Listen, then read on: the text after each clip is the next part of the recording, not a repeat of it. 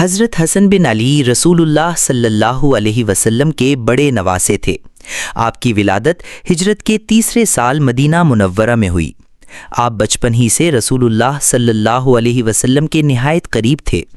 نبی کریم صلی اللہ علیہ وسلم آپ سے بے پناہ محبت کرتے اور فرمایا کرتے تھے، الحسن والحسین سیدہ شباب اہل الجنہ، یعنی حسن اور حسین جنت کے نوجوانوں کے سردار ہیں۔ حضرت حسن کی شخصیت نرم خو، بردبار اور صلح پسند تھی۔ آپ کو اللہ تعالیٰ نے خوبصورت شکل، عظیم بردباری اور انتہائی شرافت عطا فرمائی تھی۔ نبی کریم صلی اللہ علیہ وسلم کی وفات کے بعد آپ خلافت کے حقدار تھے، لیکن امت کے اتحاد کے لیے آپ نے خلافت امیر معاویہ رضی اللہ تعالیٰ عنہ کے حق میں چھوڑ دی۔ اس وجہ سے تاریخ میں آپ کو سید الشبان اور سید الصلح بھی کہا جاتا ہے۔ حالات کا پس منظر: جب حضرت حسن نے خلافت چھوڑ کر امت کو ایک کر دیا تو کچھ لوگوں کو یہ پسند نہ آیا۔ بنو امیہ کو یہ خدشہ تھا کہ حضرت حسن کی موجودگی میں ان کے بیٹے یزید کے لیے خلافت آسان نہ ہوگی۔ اسی پس منظر میں سازشیں شروع ہوئیں۔ یہاں سے آہستہ آہستہ وہ واقعات جنم لیتے ہیں جن کا انجام حضرت حسن کی شہادت پر ہوا۔ حضرت حسن نے امت کی بھلائی کے لیے خلافت امیر معاویہ رضی اللہ تعالی عنہ کے حق میں چھوڑ دی تھی۔ اس فیصلے نے مسلمانوں کو ایک بڑی جنگ سے بچا لیا اور اس سال کو تاریخ میں عام الجماعہ یعنی اتحاد کا سال کہا گیا۔ لیکن کچھ لوگ اس اتحاد سے خوش نہ تھے، خاص طور پر وہ لوگ جو خلافت کو اپنے خاندان میں مستحکم دیکھنا چاہتے تھے۔ حضرت حسن کی شخصیت، ان کی شرافت اور رسول صلی اللہ علیہ وسلم کے نواسے ہونے کی وجہ سے عوام میں ان کی بے پناہ مقبولیت تھی۔ یہی وجہ تھی کہ بعض لوگوں کو لگتا تھا کہ جب تک حضرت حسن زندہ ہیں وہ خلافت کے لیے رکاوٹ بن سکتے ہیں۔ جعدہ بنت اشعت کو بہکایا جانا: حضرت حسن کی ایک زوجہ کا نام جعدہ بنت اشعت بن قیس تھا۔ تاریخی روایات کے مطابق سیاسی دباؤ اور دنیاوی لالچ کے تحت جعدہ کو بہکایا گیا۔ اسے کہا گیا کہ اگر وہ حضرت حسن کو زہر دے دے تو اس کی شادی یزید بن معاویہ سے کر دی جائے گی۔ ساتھ ہی یہ وعدہ بھی کیا گیا کہ اسے بے شمار دولت اور انعام ملیں گے۔ جعدہ دنیاوی لالچ میں آ کر اس سازش کا شکار ہو گئی۔ زہر دینا: ایک دن جب حضرت حسن بیمار تھے، جعدہ نے کھانے یا پینے کی چیز میں زہر ملا دیا۔ حضرت حسن نے جب وہ چیز استعمال کی تو فوراً آپ کی طبیعت خراب ہو گئی۔ آپ کے جسم میں زہر کے اثرات ظاہر ہوئے، آپ کو سخت تکلیف ہوئی اور آہستہ آہستہ آپ کی حالت بگڑتی چلی گئی۔ جعدہ کا انجام: تاریخ بتاتی ہے کہ جب حضرت حسن کا انتقال ہو گیا تو جعدہ نے امید کی کہ اب اس کی شادی یزید سے ہو جائے گی، لیکن یزید نے صاف انکار کر دیا اور کہا کہ جس عورت نے رسول اللہ صلی اللہ علیہ وسلم کے نواسے کو زہر دیا، میں اس پر کیسے بھروسہ کر سکتا ہوں؟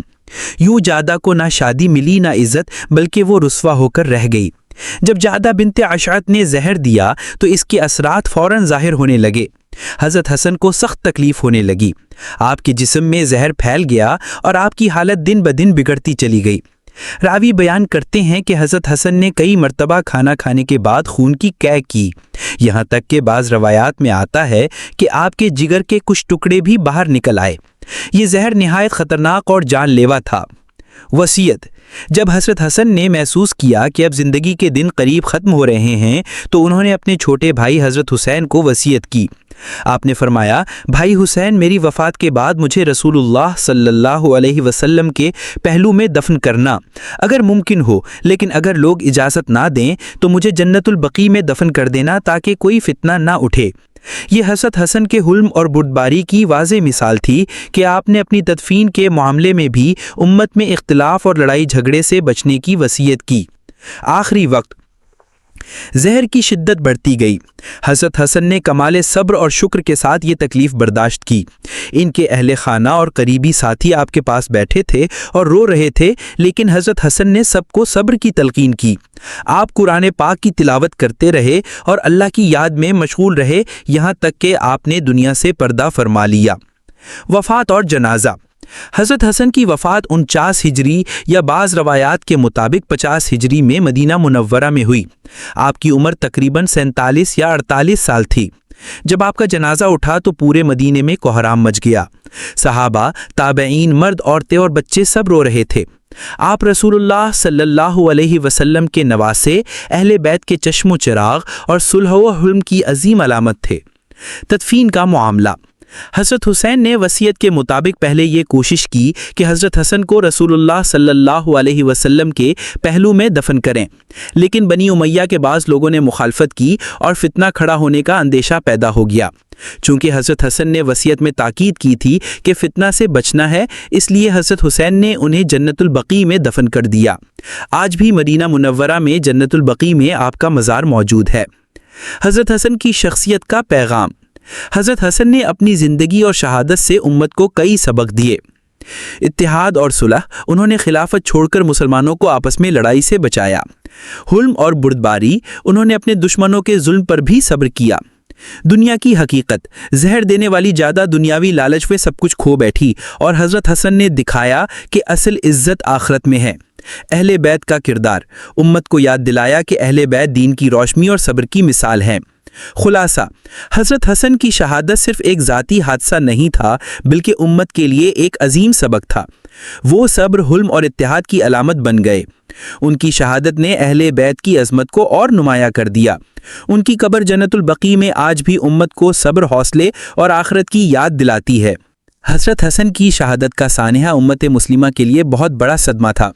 مسلمانوں کو یہ احساس ہو گیا کہ دنیاوی لالچ اور سیاست کے نام پر اہل بیت رضی اللہ تعالی عنہ کے ساتھ ظلم کیا جا رہا ہے۔ اس واقعے نے امت کو جھنجھوڑ کر رکھ دیا اور ہر دل میں اہل بیت کے لیے محبت اور ہمدردی مزید بڑھ گئی۔ اہل بیت کی عظمت کا چرچا۔ حضرت حسن کے بعد اہل بیت کی عظمت اور مقام مزید نمایاں ہو گیا۔ لوگ حضرت حسن کو صبر، حلم، صلح اور قربانی کی علامت کے طور پر یاد کرنے لگے۔ ان کی شہادت نے امت کو یہ سبق دیا کہ دنیاوی حکومت اور مال و دولت وقتی ہے، اصل عزت صبر، قربانی اور ایمان میں ہے۔ اہل بیت ہمیشہ امت کو صبر و استقامت کی راہ دکھاتے رہیں گے۔ تاریخ میں حضرت حسن کی یادگار حیثیت۔ مورخین اور علماء نے حضرت حسن کو ہمیشہ بڑے احترام کے ساتھ یاد کیا۔ ہر صدی میں ان کے حالات زندگی کو لکھا گیا اور ان کی صلح پسندی کو بطور مثال پیش کیا گیا۔ ان کو یاد کرتے ہوئے لوگ یہ کہتے ہیں کہ اگر حسن نہ ہوتے تو امت کبھی ایک نہ ہوتی۔ ان کی قربانی کو امت نے ہمیشہ ایک عظیم کارنامہ سمجھا۔ اہل مدینہ اور بعد کی نسلوں پر اثر۔ اہل مدینہ اکثر حضرت حسن کے مزار پر آ کر دعا کرتے اور ان کے صبر و حلم کو یاد کرتے۔ آنے والی نسلوں کو یہ بتایا جاتا کہ حضرت حسن نے امت کے لیے اپنی جان قربان کر دی۔ ان کی قربانی امت کی وحدت کے لیے تھی، ان کا کردار امت کے لیے ایک مشعل راہ ہے۔ حضرت حسن کا پیغام آج کے لیے۔ حضرت حسن کی شہادت کا پیغام آج بھی زندہ ہے۔ اختلاف کے بجائے اتحاد، انہوں نے اپنی زندگی میں اختلاف ختم کر کے امت کو ایک کیا۔ دنیا کے بجائے آخرت کو ترجیح دی، انہوں نے دنیاوی طاقت اور اقتدار کو چھوڑ کر اللہ کی رضا کو اختیار کیا۔ صبر و حلم، زہر جیسی تکلیف دہ آزمائش کو بھی صبر سے برداشت کیا اور امت کو صبر سکھایا۔